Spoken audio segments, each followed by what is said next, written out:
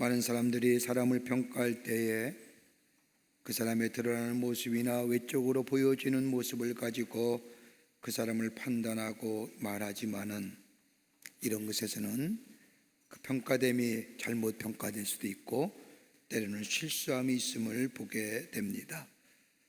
사람을 평가할 때에 가장 할 수 있는 기준이 있다고 한다면 그가 가진 소원이 무엇이냐, 사는 목적이 무엇이냐, 다른 말로 말하면 무엇을 바라고 사느냐, 소원하느냐가 그 사람의 목적이 될 때에 그 사람의 됨됨이를 알 수 있고 그 사람의 인격을 알 수가 있습니다. 아무리 외모가 수려하고 아무리 좋은 인격을 가졌다 할지라도 그가 가지는 소원과 그가 원하는 바라는 것이 먹고 마시고 입는 자는 것이 그 사람의 목적이요 소원이라고 한다면 그 사람은 지극히 동물적인 본능에서 벗어나지 못한 사람이라 말할 수 있을 겁니다. 우리 그리스도의 삶의 소원과 바람이 뭘까요? 그건 다름이 아니라 예수님 우리의 삶의 주인으로 모시고 사는 우리들에게는 하나의 영적인 소원이 있습니다. 하나님을 찾는 마음일 것이고 더 나아가 영혼을 지향하는 마음일 것이고, 이 세상을 살면서 나를 향한 하나님의 뜻이 무엇인가 찾을 뿐만 아니라 그 하나님의 뜻을 이 땅에 이루어 나가는 삶, 이것이 바로 예수께 속한 우리들의 바람과 소원일 겁니다. 여러분과 저도 그럴 겁니다. 그러게 기도하고요, 그러게 예배하고요, 그러게 새벽을 깨우며 호렙산에 올라서 하나님을 찾고자 하는 마음, 하나님을 향한 나의 소원, 나를 향한 하나님의 뜻을 알고자 할 뿐만 아니라 그 하나님의 뜻이 우리의 삶 가운데, 아니 이 땅 위에 이루어지기를 간절한 마음으로 있기에 하나님께 나오게 됩니다.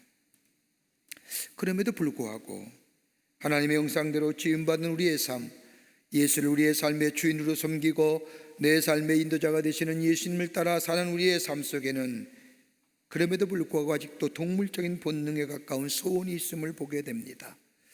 그러기에 우리의 기도 제목이 언제나 세속적인 것에 머물러 있습니다. 이런 우리의 삶, 우리 주님은 아시고 마태복음 6장 3절 말씀 31절 말씀에 무엇을 먹을까, 무엇을 입을까, 무엇을 마실까 염려하지 말라, 이런 것들은 다 이방인들이 구하는 것이라고 말씀하시면서 너희는 먼저 그의 나라와 그의 의를 구하라고 말씀하십니다. 하나님의 나라와 하나님의 나라의 의로움이 우리와 우리를 통하여 이 땅에 이루어지는 것이 우리의 소원이 되고 나의 기도의 제목이 될 때에 비로소 그 사람이 하나님께 속한 사람이고 하나님 나라의 백성이 또 살아갈 수 있다는 말씀입니다. 오늘 본문의 말씀을 보세요. 오늘 본문의 말씀은 예수님께서 하나님 나라에 관한 말씀을 제자들에게 가르쳐 주십니다. 앞장의 말씀을 보면 예수님은 제자들에게 불의한 청지기의 비유를 들어가면서 마지막 때에 불의한 청지기가 하는 지혜로운 모습을 배우라고 말씀하십니다. 마지막 때에 행할 일이 무엇인가? 그 불의한 청지기의 지혜를 보고 배우라고 말씀하십니다. 또한 부자와 나사로의 비유를 통하여 말씀하시면서 가난하고 연약한 자들에 대한 사랑과 나눔의 말씀을 하시며 그리스도의 삶으로 살아간다는 것은 이러한 삶이라고 제자들에게 말씀합니다. 그리고 17장에 와서는 다른 사람을 실족케 하지 말라라고 얘기합니다. 실족케 한다는 것은 다른 사람을 넘어뜨리거나 다른 사람을 하나님께로 오는 것을 가로막지 말라는 의미로 이 말씀하시면서 하나님께 나오는 것을 가로막는 사람, 하나님께로 나오는 사람을 실족케 하는 사람은 연자 맷돌을 목에 메우고 바다에 던지는 것이 나으리라고 말씀하십니다. 이 섬뜩한 말씀이지요. 그 후에 17장 3절의 말씀을 보면 용서의 삶을 말씀하십니다. 예수님께서 용서를 말씀하시면서 가까운 형제가 죄를 범하였거든 조심하라, 그리고 죄를 회개하거든 용서하라, 용서하되 7번씩 70번씩이라도 용서하라고 말씀하십니다. 이 말씀은 들은 제자들의 마음이 어떻을까요? 불가능한 거예요. 한 번 용서할 수 있습니다. 2번 양수할 수 있습니다. 3번 100번 양보해서 용서할 수 있습니다만은 7번씩 70번이라도 용서하는 말씀, 이건 인간의 생각으로는 불가능한 얘기입니다. 그런데 예수님은 이렇게 할 때에 하나님 나라의 유업을 받을 것이라고 말씀하십니다. 이 말씀을 듣자 제자들이 오늘 17장 5절 말씀에 예수님 앞에 엎드려 여짜오되 우리에게 믿음을 더하여 주소서. 도무지 자신의 생각과 이성의 범주는 불가능이라고 생각하는데 예수님은 이런 자들만이, 이렇게 하는 자들만이 하나님 나라의 유업을 받게 될 것이라고 말씀하자 제자들이 엎드려 우리의 믿음을 더하여 달라고 고백하고 있는 겁니다. 사랑하는 성도 여러분, 지금 우리에게 필요한 것이 뭘까요? 한 번도 경험해보지 못한 이 엄청난 사태 앞에 질서가 무너지고 우리의 삶의 태도가, 삶의 방식들이 무너져 내려가고 사회적 룰도 무너져 가게 하고 우리 마음속에 불안과 절망과 좌절, 정말로 뭐라고 설명할 수 없는 우리의 삶의 모습들, 여러분, 이러한 삶의 우리의 정황 속에 진정 우리에게 필요한 게 뭘까요? 속히 코로나가 종식되는 일이라고요? 그럼 이미 망가졌던 우리의 삶은 원상대로 회복이 되더란가요? 행여나 바이러스에 감염될 바와 거리두기 하는 우리의 삶들, 여러분, 종식된다고 해서 옛날처럼 가까워져서 서로 같이 이야기하며 담소할 수 있는 그런 자리가 될까요?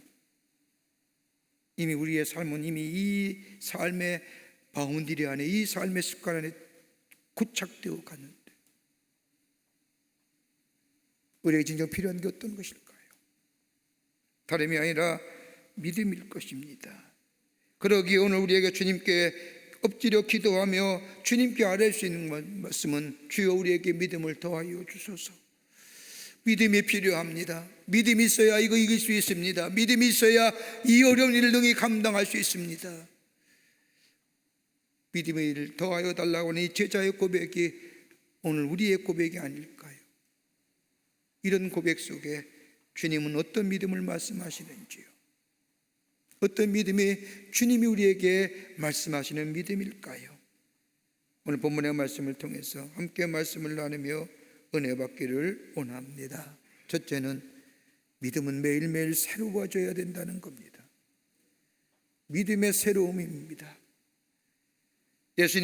제자들이 예수님을 따랐던 처음의 마음은 무엇이었을까요?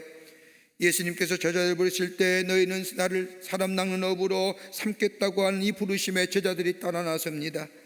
인류를 구원하시기 위해서 오신 예수님, 제자를 통하여 이 땅에 하나님 나라의 복음이 널리 전파될 뿐만 아니라 이 땅에 구원의 역사가 일어나기를 원했던 예수님이시기에 제자들을 부르시고 제자를 삼으셨습니다.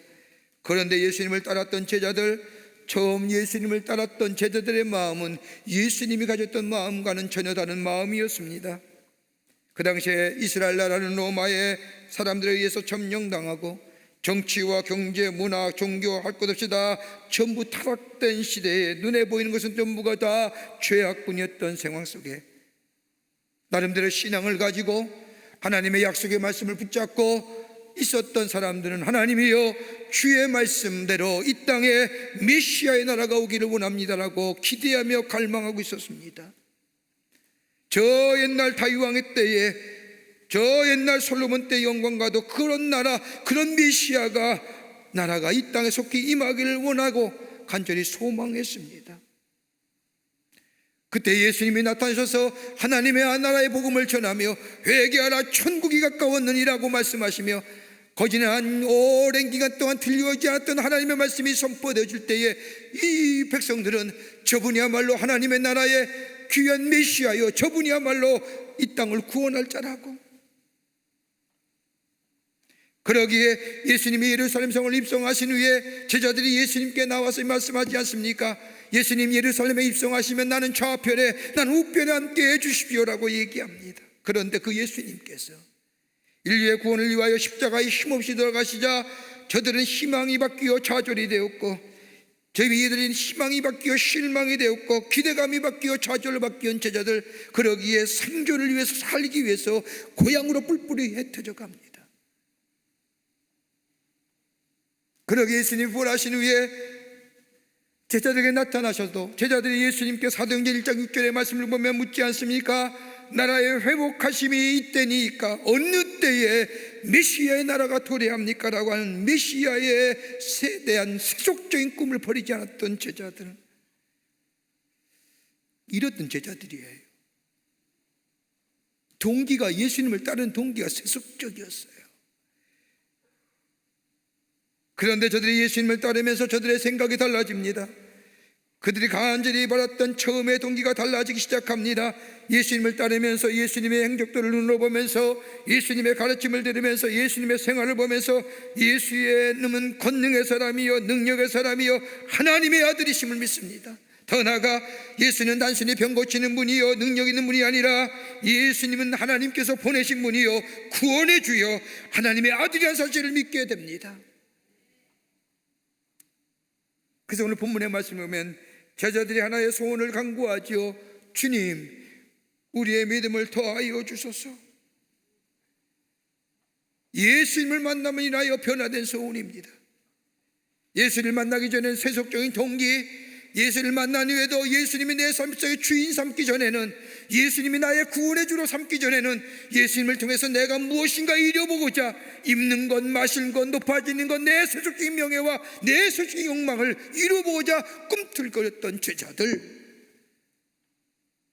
근데 예수 만난 후에, 예수가 나의 삶의 주인 되신 후에 그의 예수님을 보는 관점이 달라집니다. 예수님의 행적을 바라보면서 아하, 저건 믿음의 문제구나고 생각합니다.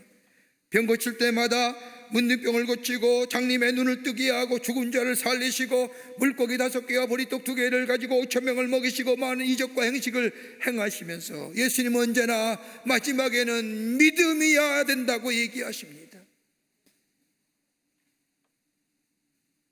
더 나아가 병을 고칠 때마다 내 믿음이 너를 구원하였느니라, 내 믿음이 너를 낫게 하였느냐, 믿음이 하나님의 능력을 나타난다고 말씀하십니다. 이럴 때마다 아하, 믿음이구나, 믿음이야말로 내 문제 모든 것이 해결되는구나 라고 생각하며 제자들은 오늘 이 놀라운 믿음에 관한 물음을 던지면서 내게 믿음을 더하여 주시옵소서. 여러분, 믿음은 어떤 것일까요? 믿음은 능력의 역사를 나타나게 합니다. 믿음을 통하여 하나님의 능력이 드러나게 됩니다. 마가복음 2장의 말씀을 보면 지붕을 뚫고 달아낸 중풍병자를 고친 사건을 보면 예수님은 다른 것으로 중풍병을 고친 것이 아니라 저희의 믿음을 보셨다는 것은 그 중풍병을 걸린 친구를 데리고 오는 친구들의 믿음을 보시고, 아하, 믿음이 능력을. 더 나아가 믿음은 평안함을 줍니다. 풍랑으로 죽게 되었는데 예수님은 배 밑 고문에서 주무십니다. 다른 사람은 죽겠다고 다 의성인데 두려움과 염려와 어찌할 줄 모르는데 예수님은 주무십니다. 제자들이 다급해서 예수님을 깨웁니다. 그때 예수님이 일어나셔서 바다를 잔적케 하신 후에 제자들에게 말씀합니다. 어찌 적게 믿는 자여 어찌 의심하느냐. 믿음은 내게 평안 줍니다.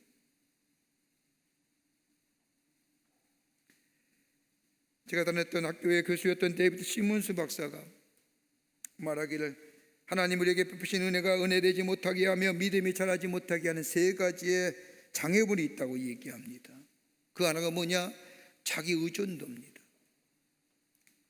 내 의로움, 내 노력, 내가 가진 어떤 것으로 무엇인가 된 줄 아는 사람들, 은혜를 은혜로 깨닫지 못합니다. 절대 못합니다. 여러분, 자수성가하신 분들, 훌륭하신 분들 많죠. 그런데 신앙의 면에서는 예수 믿는 게 참 힘듭니다.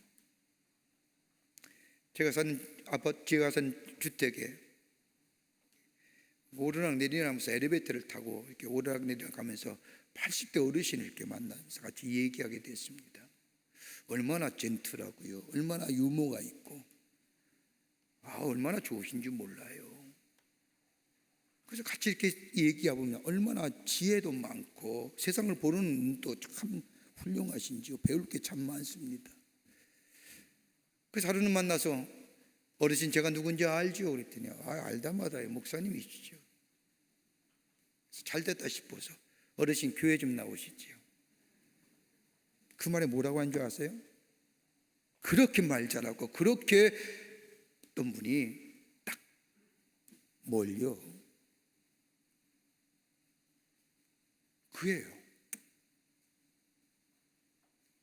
한번 거절당하니까 만나는 거, 얘기하는 게 서먹서먹한 거예요. 다음에 만났어요. 어르신 교회 좀 나오라니까요. 그랬더니 그때도 뭘, 웬만하면 여러 가지 논리를 이야기하고 여러 가지 얘기할 텐데 그나마 목사의 좀 체면 생각해 준다고. 나중에 보니까 그렇게 내가 느낌이 왔어요.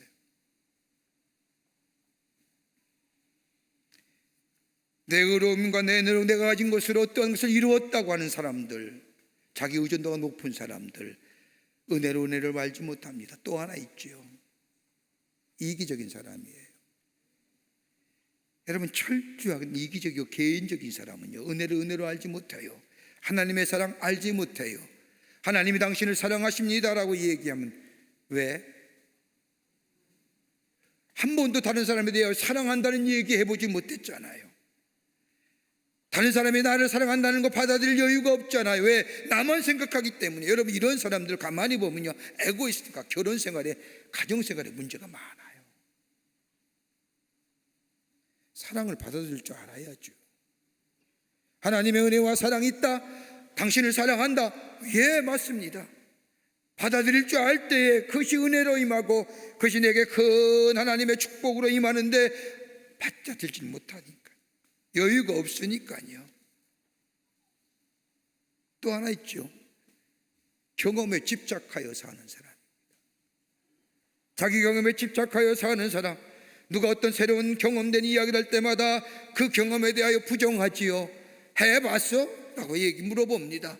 내가 한 경험만이 내 인식과 내 지식으로 만들어 절대화시킵니다. 다른 사람의 경험이나 다른 사람의 지식에 대해서는 상대와 절하시켜야 하죠. 이런 사람에게는 은혜를 몰라요. 제자들이 예수를 부름을 받고 예수님을 따라 나시면서 예수님과 함께 신앙생활하며 저들의 처음에 믿었던 믿음의 동기들이 달라지기 시작합니다. 세속적이고 욕망과 욕심을 위하여 예수를 믿는 것으로 마다하지 않았던 제자들, 그러나 예수님을 만나면서 저들의 믿음의 동기가 달라집니다.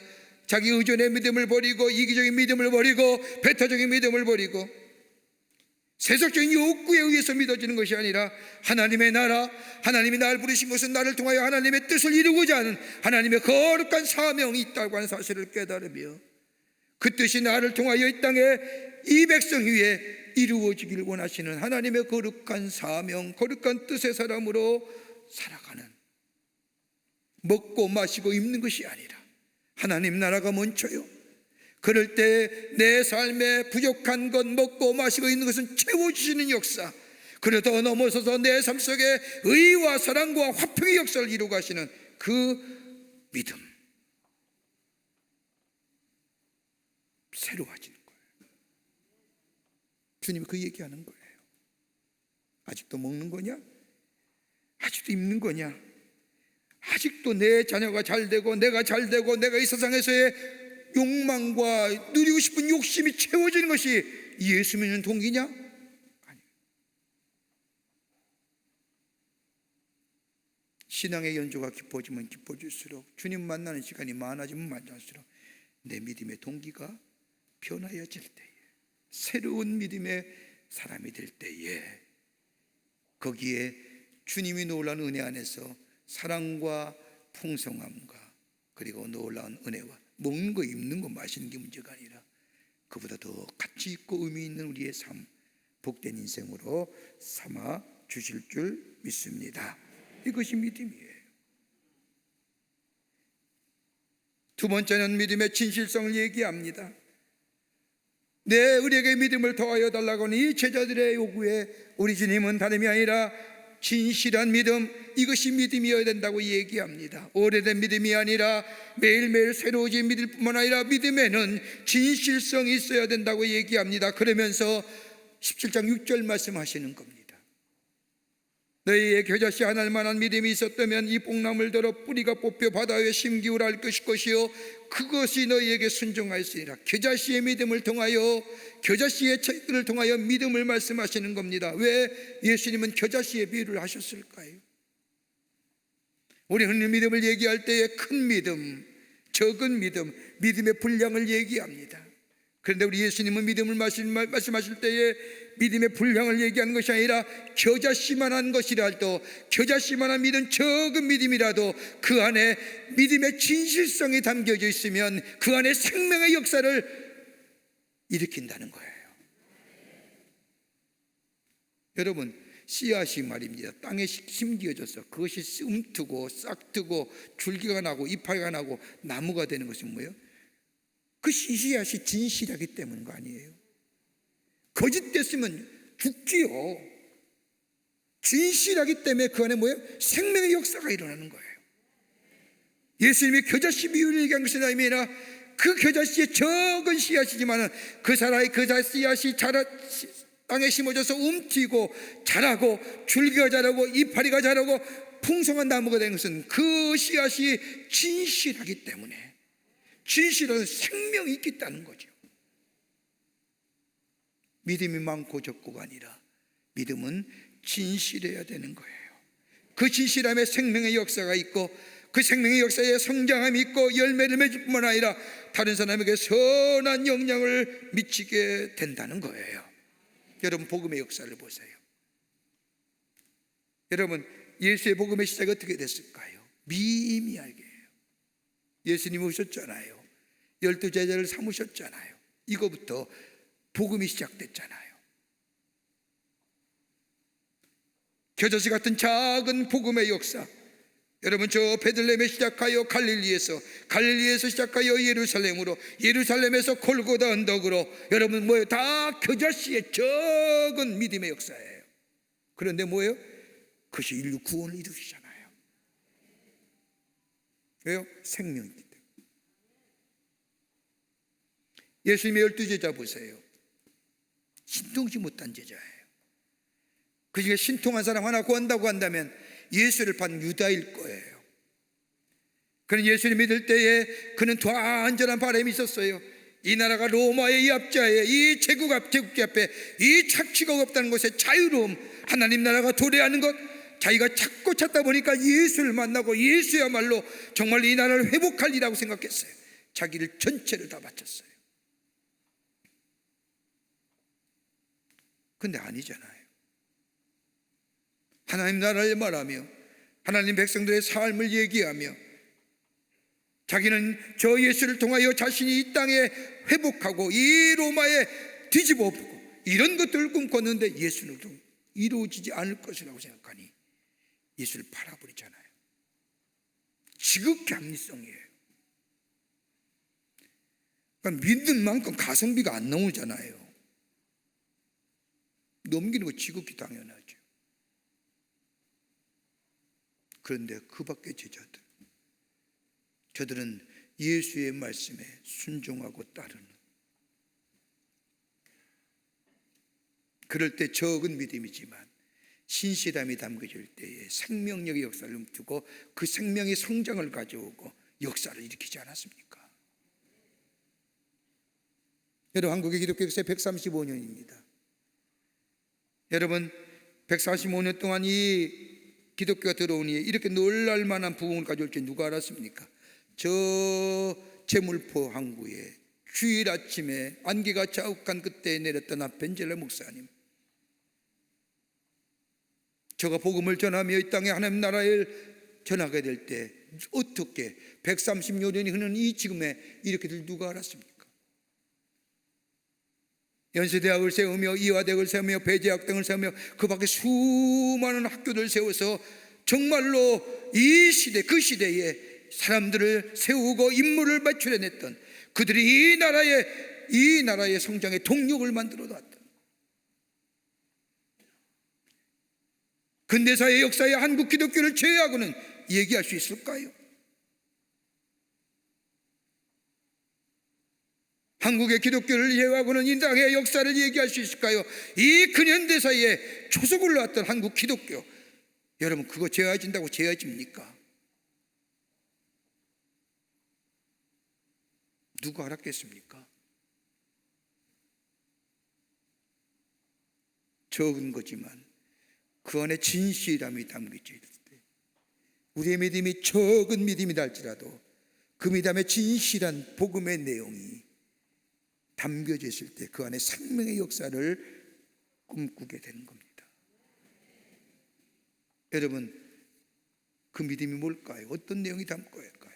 어떤 믿음을 믿는 걸까요?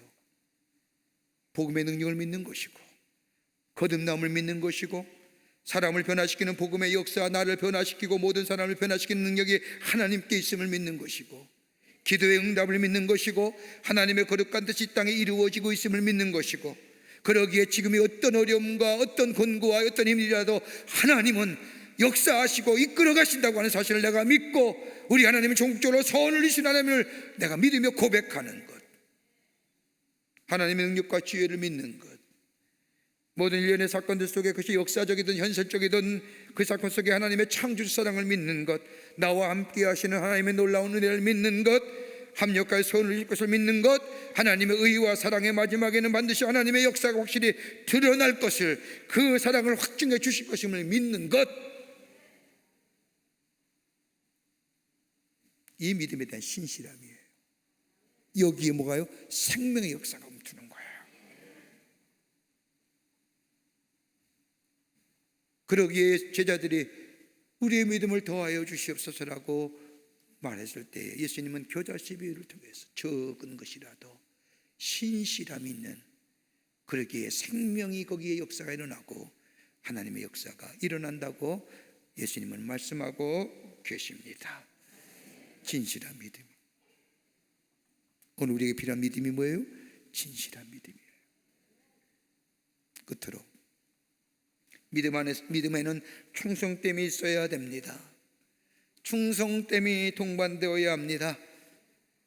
우리에게 믿음을 더하여 달라고 하는 이 제자들에게 예수님은 종에 대한 비유를 말씀하시면서 종된 자로서의 충성됨의 지혜를 말씀하십니다. 믿음은 어떤 거예요? 충성이라는 거예요. 그러기에 17장 7절부터 10절의 말씀을 보면 예수님은 제자들에게 비유로 종에 이어 말씀을 하십니다. 종이 밭을 갈거나 양을 치다가 집에 돌아왔을 때 주인의 식탁을 차려주는 것, 당연한 의무라는 겁니다. 밭을 간다고 해서 양을 친다고 해서 주인에 대한 충성스러운 의무를 저버려서는 안 된다는 겁니다. 양을 치다가도 밭을 갈다가도 돌아와 주인의 식탁을 차려주고 그 옆에서 시종을 두는 것이 당연한 겁니다. 칭찬을 듣거나 대가를 받을 만한 일이 아니라는 겁니다. 주인은 종이 시중을 둔다고 해서, 밥을 차려준다고 해서, 식탁을 차려준다고 해서 사례하거나 인사하는 일이 아니라는 겁니다. 이것 가지고 자랑할 말 것이 아니라는 겁니다. 믿음의 모습이 이루어야 된다는 거예요. 믿음에는 충성이 따라와야 됩니다. 믿는다고 하면서도 하나님 말씀에 대해 온전히 따르는 충성이 결여되어 있다고 한다면, 또 하나 예수님께서 우리에게 분부하신 일을 온전히 행하다고 해서 칭찬을 기대하거나 다른 사람부터 인정받으려고 하는 마음이 있어야 한다면 이건 온전한 믿음이 아니라는 겁니다. 여러분, 예수 잘 믿다가 좀 강조하기 위해서 이 용어 씁니다. 왜 자빠지는 줄 아세요? 예수 잘 믿다가 열심히 믿어서 열심히 봉사하고 열심히 헌신하는데 알아주는 사람이 없잖아요. 가만 생각해 보세요. 여러분 다 그런 시절이 있었어요. 우리 다 좀 알아주면 좋을 텐데, 인정받으면 내가 조금 더 열심히 할 수 있을 것 같은데, 인정 안 해주니까 뭐요? 자빠져 쳐줘요. 그거 회복하기 얼마나 힘드셨어요? 시험 들지요, 넘어지지요. 여러분, 여기는 신앙의 마음이 아니라 인간의 마음입니다. 정직하게 보상 없이 할 뿐이에요. 베푸시는 은혜에 감사하며 나를 사랑하셔서 구원해 주신 그 은혜에 감사하며 충성스럽게 주께서 분부하신 일을 감당하는 자, 이것이 바로 믿음 있는 자의 모습이라는 거예요. 종의 사명으로 잘 인식했던 사람이 있다고 한다면 바울을 얘기할 수 있을 겁니다. 바울 사진을 보면 바울은 언제나 자신을 향하여 그리스도의 종, 주의 종이라고 자신을 소개합니다. 그러면서 그리스도의 종, 바울, 주의 종이란 이 바울 사진 13권의 서신 가운데 무려 몇 번 나오느냐? 150번이나 나옵니다. 근데 그 바울은 자신이 그리스도의 종인 것을 자랑스럽게 이야기합니다. 그러면서 언제나 종된 의식으로 살아갑니다. 그는 늘 얘기하길 나는 그리스도의 종이다. 그런 거로 나에게는 자유함이 없다라고 얘기합니다. 목적도 방법도 미래도 생명도 다 주의 것입니다. 왜요? 나는 주의 종이기 때문입니다.